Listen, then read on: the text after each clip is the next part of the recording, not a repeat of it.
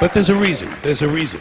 There's a reason for this. There's a reason education sucks, and it's the same reason that it will never, ever, ever be fixed. It's never going to get any better. Don't look for it.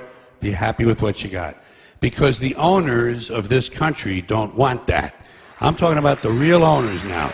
The real owners, the big wealthy business interests that control things and make all the important decisions. Forget the politicians. The politicians are put there to give you the idea that you have freedom of choice. You don't. You have no choice. You have owners. They own you. They own everything. They own all the important land. They own and control the corporations. They've long since bought and paid for the Senate, the Congress, the state houses, the city halls. They got the judges in their back pockets. And they own all the big media companies, so they control just about all of the news and information you get to hear. They got you by the balls. They spend billions of dollars every year lobbying to get what they want. Well, we know what they want. They want more for themselves and less for everybody else. But I'll tell you what they don't want. They don't want a population of citizens capable of critical thinking. They don't want well-informed, well-educated people capable of critical thinking. They're not interested in that. That doesn't help them.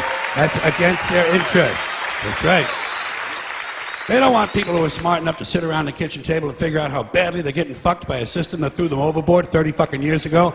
They don't want that. You know what they want? They want obedient workers. Obedient workers. People who are just smart enough to run the machines and do the paperwork, and just dumb enough to passively accept all these increasingly shittier jobs with the lower pay, the longer hours, the reduced benefits, the end of overtime, and the vanishing pension that disappears the minute you go to collect it. And now they're coming for your Social Security money. They want your fucking retirement money. They want it back so they can give it to their criminal friends on Wall Street. And you know something? They'll get it. They'll get it all from you sooner or later, because they own this fucking place. It's a big club, and you ain't in it.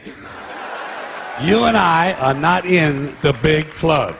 And by the way, it's the same big club they use to beat you over the head with all day long when they tell you what to believe. All day long, beating you over the head in their media, telling you what to believe, what to think, and what to buy. The table is tilted, folks. The game is rigged. And nobody seems to notice. Nobody seems to care. Good, honest, hard-working people, white collar, blue collar, doesn't matter what color shirt you have on. Good, honest, hard-working people continue. These are people of modest means. Continue to elect these rich cocksuckers who don't give a fuck about them. They don't give a fuck about you. They don't give a fuck about you. They don't care about you at all. At all. At all. Yeah. You know? And nobody seems to notice, nobody seems to care. That's what the owners count on, the fact that Americans will probably remain willfully ignorant of the big red, white, and blue dick that's being jammed up their assholes every day. Because the owners of this country know the truth. It's called the American dream, because you have to be asleep to believe it.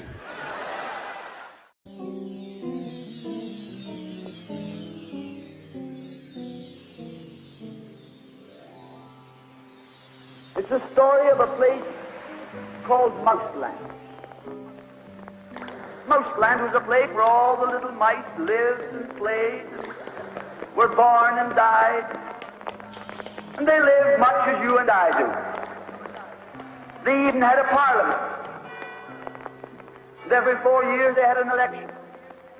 They used to walk to the polls and cast their ballot. Some of them even got a ride to the polls. Got a ride for the next 4 years afterwards, too. Just like you and me. And every time on election day, all the little mice used to go to the ballot box and they used to elect a government. A government made up of big, fat, black cats. Now, if you think it's strange that mice should elect a government made up of cats, you just look at the history of Canada for the last 90 years, and maybe you'll see that they weren't any stupider than we are. Now, I'm not saying anything against the cats. They were nice fellows. They conducted the government with dignity. They passed good laws. That is, laws that were good for cats. But the laws that were good for cats weren't very good for mice. One of the laws said that mouse holes had to be big enough so a cat could get his paw in. Another law said that mice could only travel at certain speeds so that a cat could get his breakfast without too much physical effort. All the laws were good laws for cats, but oh, they were hard on the mice. And life was getting harder and harder. And when the mice couldn't put up with it anymore, they decided something had to be done about it. So they went en masse to the polls. They voted the black cat out. And they put in the white cat. The white cat had put up a terrific campaign. They said all that Mouseland needs is more vision. They said the trouble with Mouseland is those round mouse holes we've got.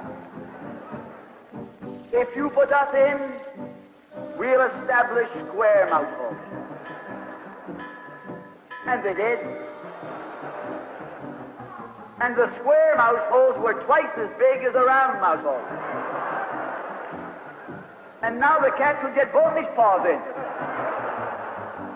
And life was tougher than ever. And when they couldn't take that anymore, they voted the white cats out and put the black ones in again. And then they went back to the white cats and then to the black cats. They even tried half black cats and half white cats.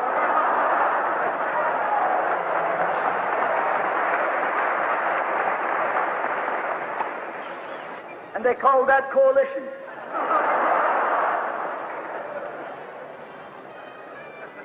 They even got one government made up of cats with spots on them.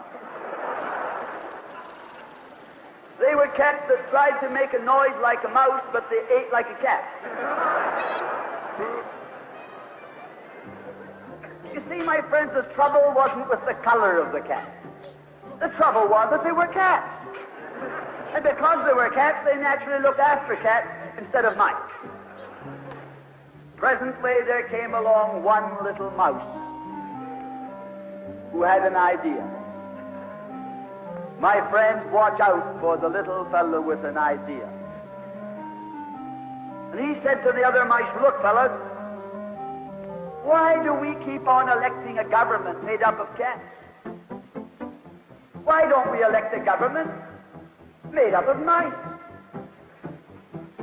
Oh, he said he's a Bolshevik. Lock him up. So they put him in jail. But I want to remind you that you can lock up a mouse or a man, but you can't lock up an idea.